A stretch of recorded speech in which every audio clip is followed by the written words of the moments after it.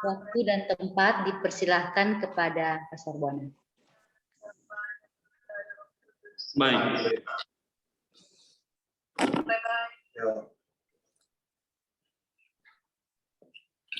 Selamat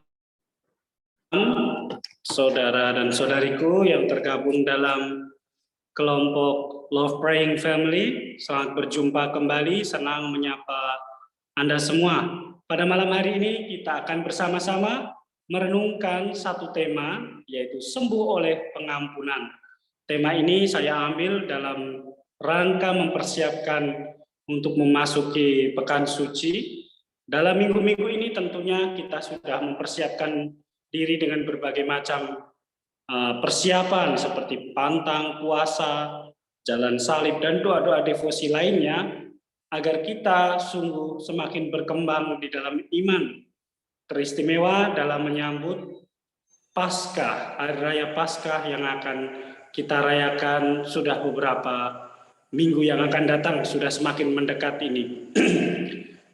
Baik, Bapak, Ibu, dan saudara-saudariku yang terkasih, hari ini kita akan bersama-sama merenungkan dari Sabda Tuhan, Injil Lukas, bab 4 ayat 24 sampai 30. Lukas bab 4 ayat 24 sampai 30. Kita bersama-sama mendengarkan sabda Tuhan. Dan katanya lagi, aku berkata kepadamu, sesungguhnya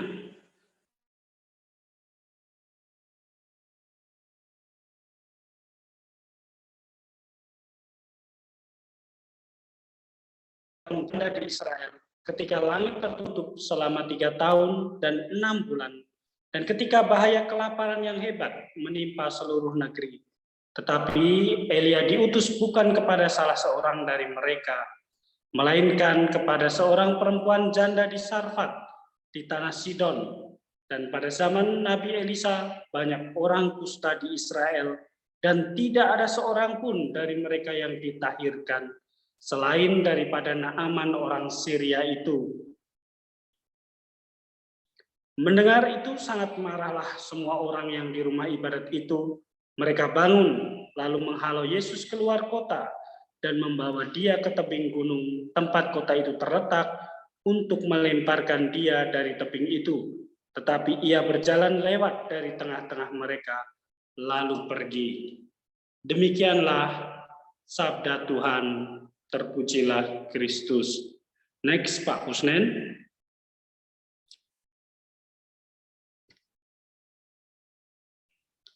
Saudara dan saudariku yang terkasih, bacaan yang baru saja kita dengarkan tadi dari Injil Lukas mengajak kita untuk merefleksikan beberapa poin penting, beberapa hal penting, yaitu bagaimana Tuhan mengajar kita semua bahwa sikap penolakan yang mungkin dialami oleh kita masing-masing tentunya akan membawa duka atau luka di dalam hidup. Dan Tuhan mengajak kita untuk keluar dari masa-masa duka itu atau dari luka yang sedang kita alami.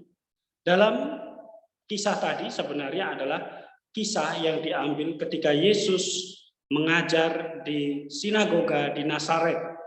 Kita bisa membayangkan betapa sulitnya, betapa susahnya hati Yesus, dan betapa Yesus terluka oleh sikap dari orang-orang yang ada di Nazaret, tentunya orang-orang yang ada di kotanya sendiri, yang dari kecil ia sudah kenal dengan baik. Fokus kita dalam teks ini adalah perkataan Yesus sendiri, yaitu seorang nabi tidak dihargai di tempat asalnya. Injil Lukas ingin mengatakan bahwa penolakan yang diterima oleh Yesus ini bukan hanya sekadar penolakan karena dia memiliki latar belakang seperti sering dikatakan bahwa karena dia seorang tukang kayu dan lain sebagainya, tetapi penolakan sebenarnya dari orang-orang Nazaret itu berdasarkan pada apa yang mereka dengar, berita-berita yang mereka dengar dari Yerusalem dan dari daerah-daerah yang lain. Ketika mereka mendengar bahwa Yesus, putra Maria, putra Yosef, dia mengadakan berbagai macam mujizat dan lain sebagainya, maka mereka itu tidak percaya. Mereka menolak Yesus. Sebab mereka mengenal Yesus sejak dari kecil. Tidak mungkin seorang dari Nazaret bisa mengadakan begitu banyak mujizat. Dan pada zaman itu, orang-orang yang dipilih Tuhan ini disebut nabi. Maka orang Farisi pun selalu mengatakan, tidak ada nabi yang berasal dari Galilea misalnya. Perkataan sindiran ini tentunya adalah ekspresi dari penolakan yang ditimpakan atau dilontarkan kepada orang-orang sekitarnya kepada Yesus. Artinya bahwa singkatnya ingin mengatakan, sadarilah dirimu, jangan kamu mabuk dalam imajinasimu, kamu bukan siapa-siapa. Hal ini ingin dikatakan oleh orang-orang Nazaret kepada Yesus. Tetapi dalam teks ini sungguh menarik bahwa perkataan mereka itu yang mengindikasikan bahwa mereka itu tidak percaya kepada Yesus dan menolak keputusan Yesus, tidak membuat Yesus membenci mereka atau tidak membuat Yesus lalu menjadi putus asa. Mereka tidak dapat menerima bahwa Yesus itu adalah Mesias. Ini persoalan yang besar. Oleh karena mereka berpikir mengetahui siapa itu Yesus. Mereka memang mengetahui, melihat Yesus yang berkembang dari kecil, bertumbuh di antara mereka, ada di sekitar mereka, dan mereka tahu keluarga Yesus seperti apa. Mereka menolak Yesus karena hanya melihat Yesus hanya bagian eksternal dari Yesus, tetapi tidak pernah mengerti siapa sebenarnya pribadi yang berbicara pada saat itu di sinagoga. Yesus yang mereka jumpai mungkin setiap hari pada waktu itu di Nazaret, dengan Yesus yang ketika mengajar di sinagoga, tentunya Yesus itu sangat berbeda. Yesus yang mereka jumpai setiap hari belum menampakkan kemuliaannya dalam tanda kutip, belum menampakkan bahwa dia adalah Allah yang menjadi manusia. Tetapi mulai di dalam sinagoga itu sebenarnya dimulailah pernyataan atau penyataan, bahkan diambil dari teks kitab Nabi Yesaya. Roh Tuhan ada padaku, ia mengurapi aku. Yesus tidak mengatakan, tidak bersaksi tentang dirinya sendiri, tetapi ia mengutip dari nubuat yang ada di dalam kitab suci. Next, Pak Kusnen. Di dalam kitab suci sendiri, meskipun Nabi Yesaya telah memberikan kesaksian, namun orang-orang Nazaret tidak mau menerima kesaksian itu. Mereka tidak mau menerima bahwa Yesus adalah Mesias hanya karena, dalam tanda kutip, mereka mengenal Yesus setiap hari yang ada bersama-sama dengan mereka.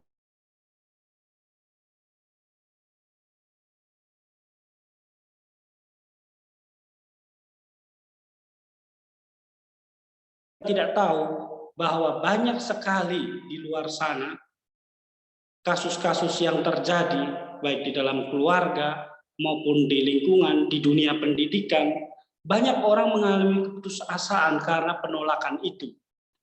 Pengalaman traumatik ini adalah pengalaman yang tentunya tidak mengenakan.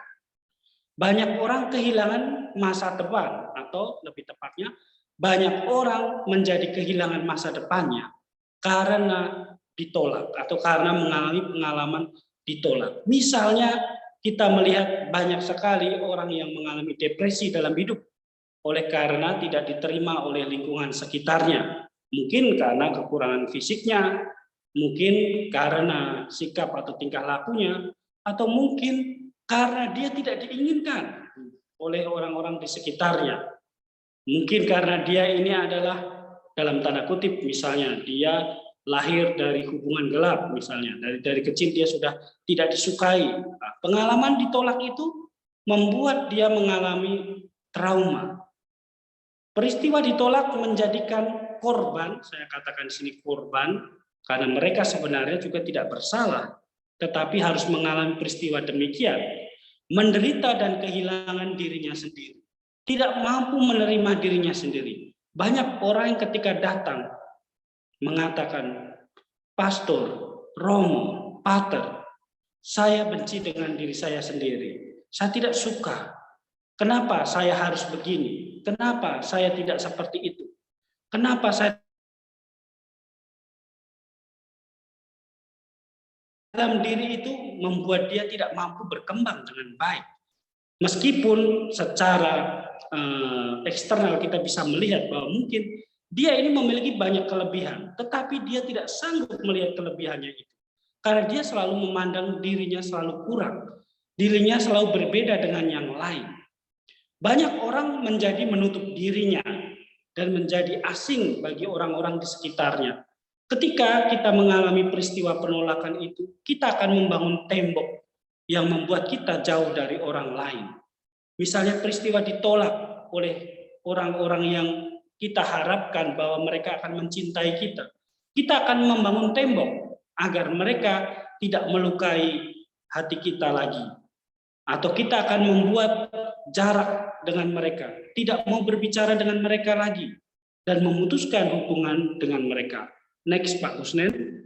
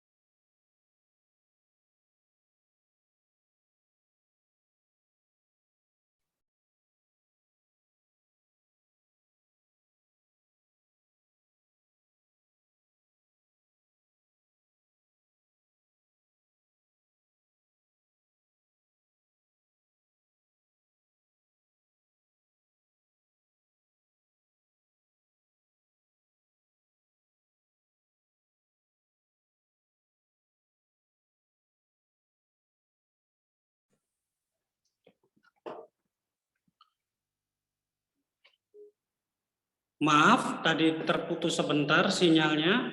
Ya, bahwa kita menyadari bahwa Tuhan, jadi pengalaman ditolak itu bukan hanya dialami oleh kita saja, tetap Tuhan pun mengalami pengalaman penolakan itu. Dan tadi seperti saya katakan tadi bahwa setiap pengalaman penolakan akan menyisakan trauma, bahkan menyisakan sakit hati. Dan sakit ini kalau kita tidak mengolahnya, tidak diolah dengan baik, akan membuat kita menjadi tidak berkembang di dalam hidup. Kita akan hidup selalu di dalam ketakutan, kita akan hidup di dalam keputusasaan. Contohnya adalah dalam Injil Yohanes bab 1 ayat 10 sampai 11. Dikatakan demikian. Ia telah ada di dalam dunia. Dunia dijadikan olehnya, tetapi dunia tidak mengenalnya. Ia datang kepada milik kepunyaannya, tetapi orang-orang kepunyaannya itu tidak menerimanya. Dua ekspresi yang digunakan dalam ayat 10 dan 11 ini untuk menggambarkan penolakan kepada Yesus adalah tidak mengenal. Seringkali orang yang ditolak ini diabaikan. Banyak sekali orang yang tidak diberikan perhatian atau dicintai di dalam keluarga. Orang yang diabaikan ini seolah-olah dia tidak dikenal, dianggap asing, dianggap lain, dan tidak diterima. Dikatakan dalam ayat yang ke-11 yaitu bahwa meski ia datang kepada milik kepunyaannya, tetapi orang-orang kepunyaannya itu tidak menerimanya. Menjadi sebuah permasalahan adalah ketika kita diasingkan dalam tanda kutip oleh orang-orang di sekitar kita. Perasaan ini tentunya tidak mudah kita terima. Tentunya kita akan mengalami depresi. Kenapa saya tidak diterima di dalam komunitas ini? Kenapa mereka tidak menyukai saya? Padahal saya mau berniat baik. Itu pun dialami oleh Yesus. Yesus tidak pernah merancangkan kejahatan. Yesus tidak pernah berpikiran jahat kepada orang-orang di Nazaret. Yesus tidak pernah mengambil hak orang-orang di sekitarnya. Tetapi Yesus dibenci hanya karena dia adalah Mesias. Dia dibenci dan ditolak hanya karena dia dianggap tidak pantas untuk menjadi Mesias. Oleh karena itu, saudara dan saudariku yang terkasih, Untuk bisa melewati pengalaman yang sulit ini, pengalaman terluka oleh karena ditolak ini, kita diajak untuk melihat pergerakan atau untuk melihat apa yang dilakukan Yesus selanjutnya. Next, Pak Kusnen. Tuhan diperlakukan dengan kasar, ditolak, bahkan akan dibunuh di luar kota Nazaret. Sungguh sikap yang jahat dan tidak tahu berterima kasih atas kebaikan Tuhan. Sering kita mengatakan dalam hidup sehari-hari, dalam pergaulan, sering mengatakan dalam peristiwa itu, kita mengatakan demikian. Ya, kebaikan yang dibalas dengan kejahatan seperti seperti orang yang tidak, atau seperti kacang lupa pada kulitnya misalnya. Orang sudah ditolong tetapi dia tidak mau menghargai apa yang, tidak mau mengingat perbuatan baik dari orang itu, malah membalas dengan kejahatan. Penolakan kepada pribadi seseorang kadang timbul oleh karena pikiran atau pendapatnya. Pemikiran atau pendapat yang tidak sejalan kadang membuat kita ditolak.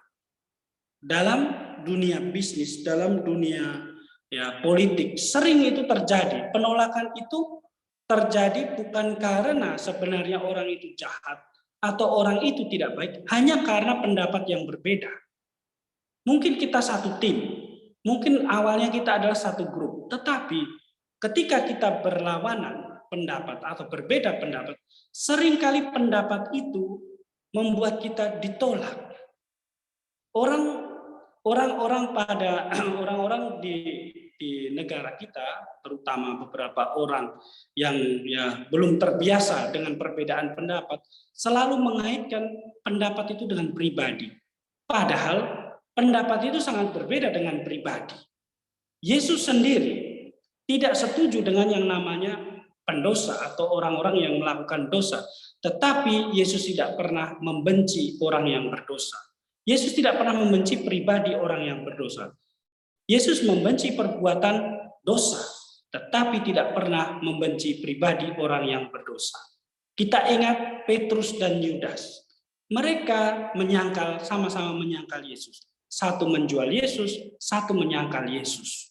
Kedua-duanya bisa dikatakan mengkhianati Yesus yang telah 3 tahun bersama-sama dengan mereka, yang telah melakukan, mengajar, mencintai mereka dengan tulus, bahkan membasuh kaki mereka. Tetapi ketika mereka menolak Yesus, Yesus tidak pernah membenci Petrus dan Yudas. Yudas membenci dirinya sendiri dan tidak bisa memaafkan dirinya sendiri sehingga ia mengakhiri hidupnya. Tetapi Petrus yang bertobat memperoleh rahmat pengampunan. Yesus masih mencintai Petrus. Bahkan dia mengatakan, apakah kamu mengasihi aku lebih dari mereka ini? Artinya bahwa Yesus tidak akan pernah menolak atau tidak mau menerima atau membenci pribadi orang berdosa. Tuhan membenci dosa, tentu saja, tetapi Tuhan sangat mengasihi pribadi manusia. Maka tidak tepat apabila kita membenci pribadi seseorang hanya karena kita berbeda pendapat atau pemikiran, atau hanya karena perbuatannya yang tidak baik. Tuhan memberi contoh dalam situasi ini untuk pergi dari tengah-tengah situasi penolakan. Artinya bahwa kita diajak untuk tidak tinggal di dalam situasi yang buruk tadi, situasi yang susah. Seringkali orang tidak bisa disembuhkan dari trauma karena ditolak, karena diabaikan, karena dibuang dan lain sebagainya, hanya karena dia sebenarnya tidak mau sembuh atau karena dia merasa jengkel, merasa dendam dan lain sebagainya, dan dia sebenarnya menikmati perasaan itu. Dia ingin membalas dendam dan lain sebagainya. Dia membenci. Dia tidak mau memutuskan tali ikatan kebencian itu dengan pengampunan dan dengan memutuskan untuk mencintai, memulai kembali hidup yang baru, hidup di dalam cinta kasih. Dan Tuhan mengajak kita yang pada malam hari ini mendengarkan firman Tuhan dan juga merenungkan bersama-sama dalam kelompok doa ini, tidak cukup kita hanya menjadi korban saja, tetapi kita harus bergerak. Kita harus pergi seperti Yesus. Kalau kita tidak pergi, maka kita akan mati di dalam kesedihan itu. Dikatakan tadi dalam teks bahwa Yesus dihalau keluar dari sinagoga sampai di tebing, sampai di ujung ya, kota itu.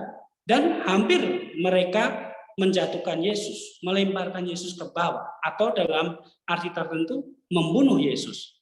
Kalau Yesus tetap berdiam, tinggal bersama-sama orang-orang yang menolak tadi, tetap tidak mau pergi, dan tetap berada di tebing itu, maka ada kemungkinan bahwa dia akan mati di dalam penolakan itu. Tetapi Yesus pergi dari tengah-tengah. Artinya apa? Berani keluar dari situasi tadi.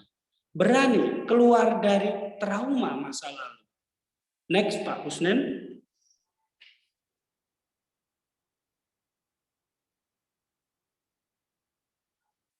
Next. Ia tidak membenci ya orang-orang yang berpikir salah tentang dirinya. Tuhan, ya kembali lagi Pak Kusnen, ya Tuhan Yesus menghargai kebebasan berpikir, keputusan mereka menolak. Ya, next Pak Kusnen. Tuhan Yesus menghargai kebebasan berpikir dan keputusan mereka untuk menolak serta mengusir dirinya dari sinagoga. Tuhan tidak pernah memaksakan dirinya untuk diterima. Bahkan Tuhan tidak membenci mereka karena percobaan pembunuhan yang dilakukan mereka kepadanya. Meninggalkan situasi penolakan untuk beralih pada tugas perutusan jauh lebih berguna daripada meratapi dan larut dalam kesedihan. Mari kita melihat sisi positifnya dari penolakan itu. Kadang sikap penolakan itu akan membuat kita menjadi lebih dewasa. Artinya bahwa kita tidak bergantung pada orang-orang di sekitar kita. Kita mampu menjadi orang yang bisa berdiri di kaki sendiri, mampu berjuang. Kadang kenapa kita tidak mau keluar dari situasi penolakan? Karena kita masih mengharapkan bahwa suatu saat saya akan diterima. Kita masih mengharapkan bahwa suatu saat mereka akan mencintai saya. Sehingga kita tidak akan pernah berkembang. Sebab semakin waktu berlalu, maka semakin luka itu semakin menjadi semakin parah. Dan membuat kita menjadi semakin sulit untuk bisa berkembang. Seperti kita ibaratnya ketika kita terluka itu masih kecil, masih belum terlalu parah, kita mengobatinya, maka luka itu akan cepat sembuh. Tetapi kalau kita membiarkan luka itu sampai luka itu menjadi besar dan infeksi dan lain sebagainya, maka harus diamputasi. Oleh karena itu, ketika kita mengalami situasi penolakan itu, segeralah bergegas untuk meninggalkan situasi itu. Jangan larut.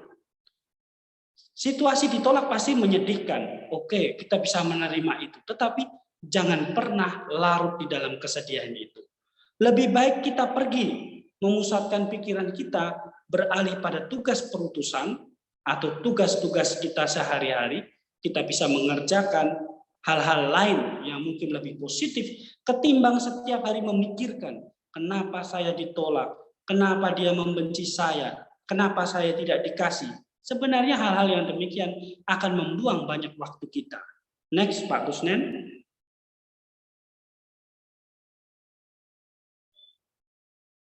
Next. Puncak dari penolakan adalah kematian.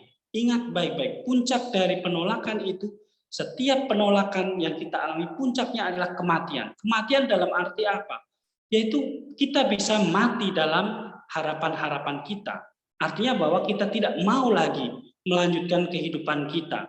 Tidak mau lagi menggapai cita-cita dan keinginan kita. Apa yang sudah kita cita-citakan, apa yang sudah kita bangun, akan menjadi berantakan ketika kita tidak mau melanjutkan dan putus asa di dalam penolakan itu.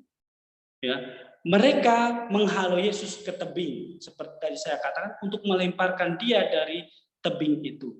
Bahaya penolakan selalu membawa kita semua pada kematian.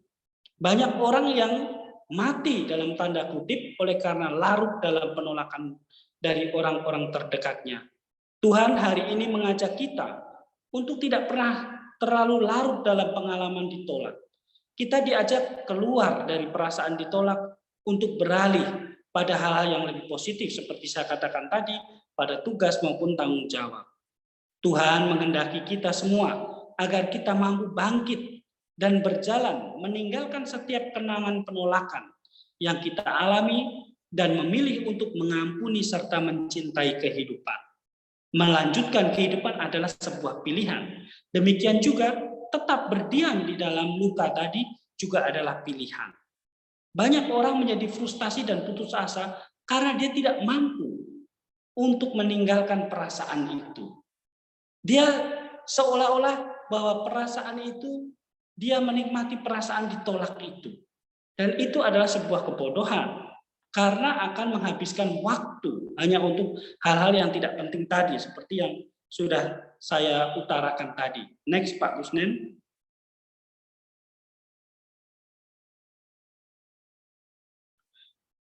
Ya, ada satu ungkapan di sini ya bahwa sebuah relasi yang mendalam dengan hati kita akan membantu kita untuk menemukan kepercayaan, cinta, dan juga kebaikan di dalam diri kita. Kalau kita tidak pernah memiliki relasi, hubungan yang mendalam dengan hati kita, artinya bahwa ketika kita mengalami pengalaman ditolak itu, kita tidak mau masuk, tetapi melarikan diri, menutupi pengalaman itu, lari dari kenyataan, maka kita tidak akan pernah disembuhkan. Hati kita tidak akan pernah menjadi sehat. Hati kita tidak akan pernah disembuhkan dari sakit oleh karena trauma, karena ditolak tadi. Oleh karena itu perlu kita jujur dengan diri sendiri ketika mengalami peristiwa penolakan itu. Sebab kalau kita tidak jujur dan tidak mampu melihat bahwa pengalaman itu adalah bagian dari hidup saya, maka saya tidak akan pernah mampu untuk keluar dari pengalaman itu. Pengalaman itu akan menjadi traumatik. Artinya bahwa pengalaman itu akan menjadi sesuatu yang menghantui seluruh hidup saya dan membuat saya tidak menjadi tenang, damai di dalam menjalani kehidupan ini. Next, Pak Kusnen. Santa Teresa kanak-kanak Yesus mengatakan demikian, ya. Untuk tidak memfokuskan diri pada penolakan tadi, dikatakan orang-orang mengkritik engkau, itulah justru kehilangan. Mereka kehilangan kegembiraan batin, sebab tidak ada yang lebih manis dan menyenangkan untuk berpikir baik tentang sesama. Artinya, daripada kita memikirkan orang-orang yang mengkritik kita, memikirkan orang-orang yang mungkin membenci kita, memikirkan orang-orang yang menolak kita, lebih baik kita berpikir lebih positif kepada mereka. Jangan pernah memikirkan hal-hal yang negatif kepada orang-orang yang menolak kita. Ketika kita memikirkan itu, berarti kita juga masuk di dalam kehilangan tadi, kehilangan kegembiraan batin. Kesedihan yang kita alami merampas atau merebut kegembiraan batin kita. Dan kita tidak akan menjadi gembira lagi. Hidup kita akan menjadi sebuah kehidupan yang hampa, yang tidak lagi berarti untuk kita. Dan tidak ada sukacita di dalam hidup. Itu sebenarnya adalah kematian yang sesungguhnya ketika orang kehilangan sukacita di dalam hidupnya. Next, Pak Kusnen. Pengampunan itu menjadi obat. Jadi saudara dan saudariku yang terkasih, tidak ada jalan lain, tidak ada obat lain untuk bisa disembuhkan. Hanya dengan mengampuni, maka kita bisa keluar dari pengalaman traumatik ditolak tadi. Kita bisa sembuh kalau kita mau mengampuni. Sering kita mendengar Yesus berkata demikian, dosamu telah diampuni ketika menyembuhkan seseorang yang sakit. Banyak kali kita mendengar dalam kisah penyembuhan yang dilakukan oleh Yesus, Yesus tidak sekadar mengatakan, pergilah, engkau sudah disembuhkan. Pergilah, imanmu telah menyelamatkan engkau. Tetapi seringkali juga kita mendengar bahwa Yesus mengatakan, dosamu telah diampuni. Artinya apa? Pengampunan itu memiliki daya penyembuhan yang luar biasa. Banyak orang yang mengalami sakit penyakit, mungkin karena di dalam sakitnya itu ada pengalaman tadi. Ya, kebencian, belum bisa memaafkan, dan lain sebagainya. Pengalaman-pengalaman ini biasanya membawa, ya, di dalam hati itu membawa sakit yang berkepanjangan. Trauma penolakan dan luka batin membawa penderitaan yang berkepanjangan. Kepahitan dalam hati sering berdampak pula pada penyakit fisik dan mental. Jadi penyakit fisik yang kita alami justru kadang, ya, berasal dari peristiwa tadi. Dari hati yang pahit, hati yang sakit, hati yang belum bisa mengampuni. Lalu muncul penyakit-penyakit fisik dan lain sebagainya. Selain itu juga ada penyakit mental, tentu saja, karena kita tidak akan pernah bisa berpikir yang baik, yang positif. Kita selalu ketakutan misalnya. Bahkan lebih parah, kita akan menjadi depresi sampai menjadi gila misalnya. Mengampuni adalah sebuah keputusan. Untuk bisa mengampuni, sekali lagi untuk bisa lepas, untuk bisa sembuh dari sakit yang kita alami oleh karena trauma penolakan itu, kita harus memutuskan bahwa saya mau sembuh, bahwa saya mau mengalami kehidupan yang baru, bahwa saya mau menyudahi semua perasaan-perasaan sakit, perasaan benci, perasaan dendam, dan saya mau memulai untuk mencintai kembali, untuk menerima kehidupan ini dengan lebih sukacita. Next, Pak Usnen. Melepaskan pengampunan memerlukan proses. Untuk bisa melepaskan, memberikan pengampunan butuh proses. Maka saya katakan tadi, tidak boleh lari dari pengalaman ini. Tetapi harus terbuka dan jujur menerima pengalaman itu adalah bagian dari hidup saya.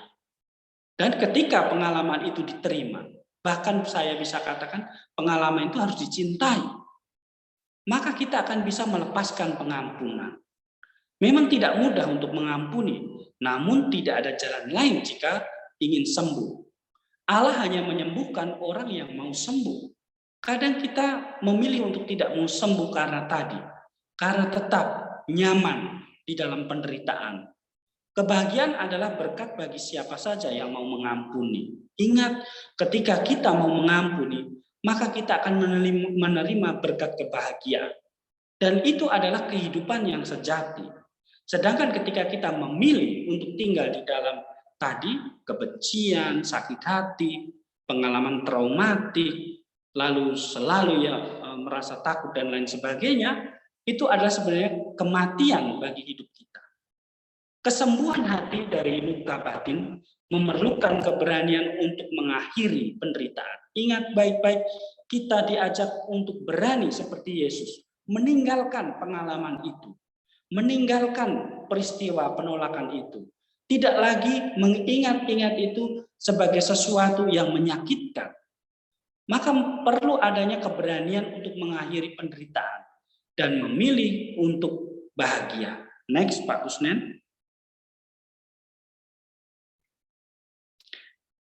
Ya, sebagai penutup, ya, saya ambil dari surat Rasul Paulus kepada jemaat di Efesus bab 4 ayat yang ke-32. Tetapi hendaklah kamu ramah seorang terhadap yang lain, penuh kasih mesra dan saling mengampuni, sebagaimana Allah di dalam Kristus telah mengampuni kamu. Ketika kita mampu mengampuni, ketika kita mampu untuk melepaskan pengampunan dan menerima hidup kita itu sebagai rahmat, sebagai berkat, peristiwa ditolak, peristiwa sukacita, semua adalah bagian dari hidup saya, maka kita akan mampu untuk menjadi ramah, untuk menjadi baik. Berbeda dengan orang yang masih terluka hatinya, tidak akan mampu untuk mencintai, untuk mengasihi, menjadi ramah. Setiap orang yang terluka akan cenderung melukai sesamanya atau melukai orang lain. Maka apa yang dikatakan oleh Rasul Paulus ini, hendaklah kamu ramah seorang terhadap yang lain, penuh kasih mesra dan saling mengampuni, memberikan kekuatan bagi kita untuk melanjutkan hidup ini agar menjadi lebih baik lagi. Sukacita, kebahagiaan adalah berkat bagi orang yang mau mengampuni. Kemuliaan adalah Bapa dan Putra dan Roh Kudus, seperti pada permulaan, sekarang, selalu, dan sepanjang segala abad. Amin. Terima kasih, Bu Yulce, saya kembalikan.